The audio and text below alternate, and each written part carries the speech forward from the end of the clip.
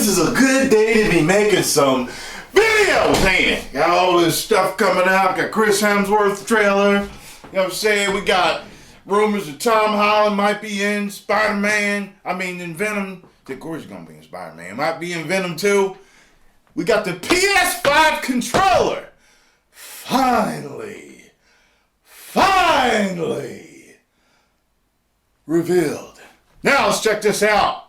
On IGN.com says this: PS5's controller, the DualSense, dos as in two, as in a couple, like butt cheeks, like eyes, like nostrils, like ears, like legs, like hands, like testicles.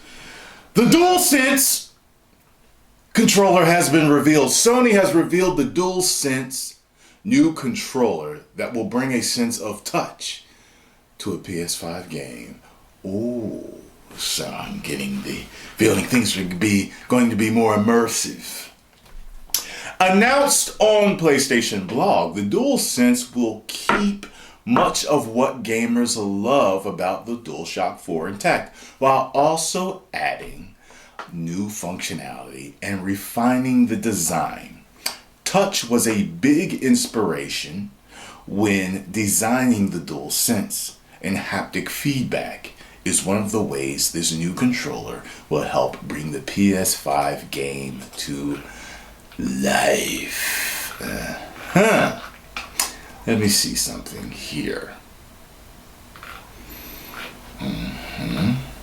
Okay, so I've clicked over to the PlayStation blog because I want to see what they specifically have to say about this. We've reached an exciting milestone with PlayStation 5.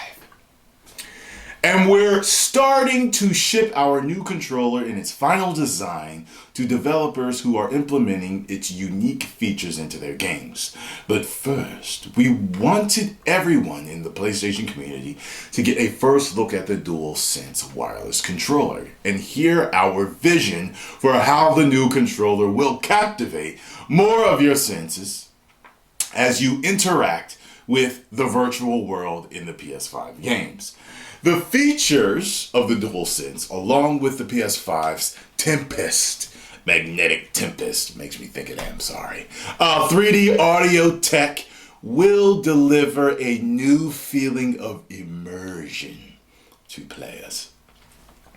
When PS4 launched in 2013, the DualShock 4 wireless controller garnered a lot of positive feedback from gamers and developers for being the best PlayStation controller yet, and for introducing forward-looking features like the share button. This brought us to the next question: how do we build upon this success? After thoughtful consideration, we decided to keep much of what gamers love about the DualShock 4 intact, while also adding new functionality and refining the design.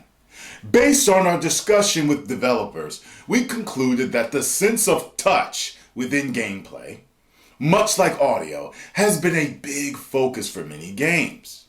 We had the great opportunity with the PS5 to innovate by offering game creators the ability to explore how they can heighten that feeling of immersion through our new controller.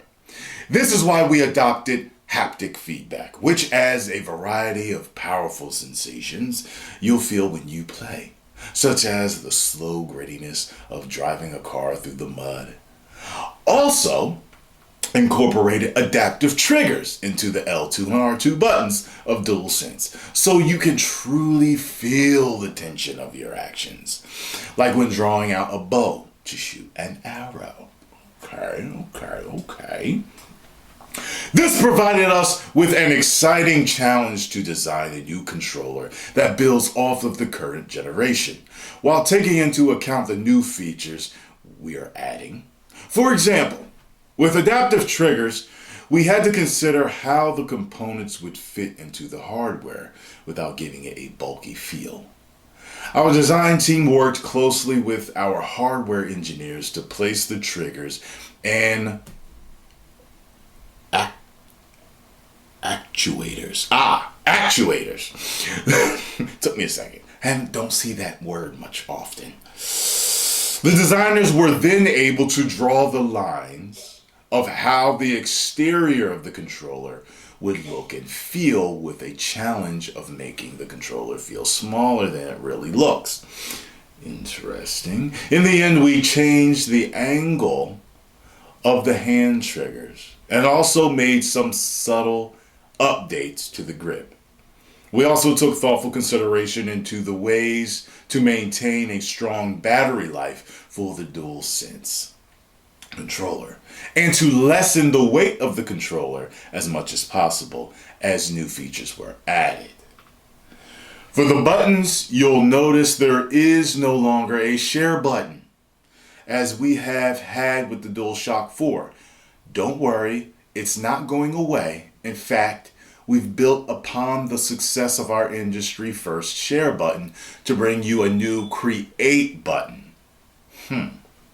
With create, we're once again pioneering new ways for players to create epic gameplay content to share with the world or to just enjoy for themselves. We'll have more details on this feature as we get closer to launch. DualSense also adds a built-in microphone array, which will enable players to easily chat with friends without a headset, ideal for jumping into quick conversation. But of course, if you are planning to chat for a longer period, it's good to have that handy headset available. Now let's talk about the colors. Traditionally, our base controllers have a single color. As you can see, we went a different direction this time and decided on a two-toned design. Additionally, we changed the position of the light bar that will give an extra pop. On the DualShock 4, it sat on the top of the controller. Now it sits on each side of the touchpad, giving it a slightly larger look and feel. In all, we went through several concepts and hundreds of mock-ups over the last few years before we settled on this final design. DualSense has been tested by a wide range of gamers with a variety of hand sizes in order for us to achieve the comfort level we wanted. With the great ergonomics, our goal with DualSense is to give gamers the feel of being transported into the game world as soon as they open the box. Okay. We want gamers to feel like the controller is an extension of themselves when they're playing. So much so that they forget that it's even in their hands. We are thrilled about sharing the final look of the DualSense controller with our fans, and we can't wait for everyone to get their hands on it. I'd like to close with a message from SIE President and CEO Jim Ryan to the community.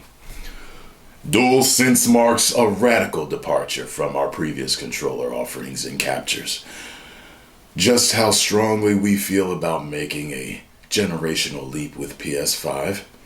The new controller, along with many innovative features in PS5, will be transformative for games, continuing our mission as PlayStation to push the boundaries of play now and in the future.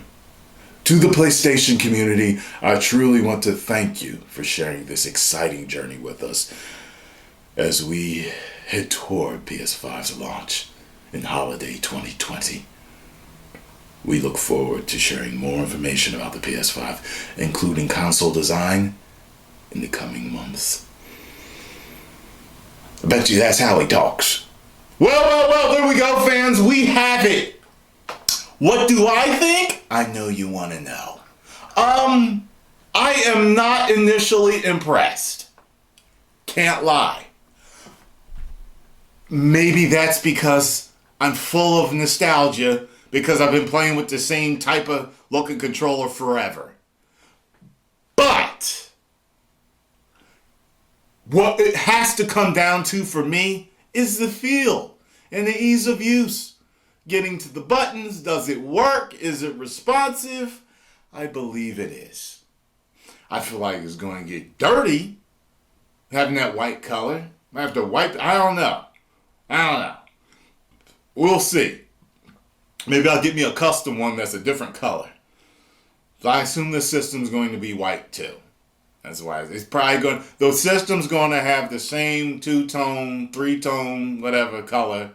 So I guess that's the light of the blue light coming out right there. It's probably going to be similar in color, color and tone. It's all controllers match systems. Okay, so this will be the first time they depart from that if it doesn't. Okay, I am excited. I am ready.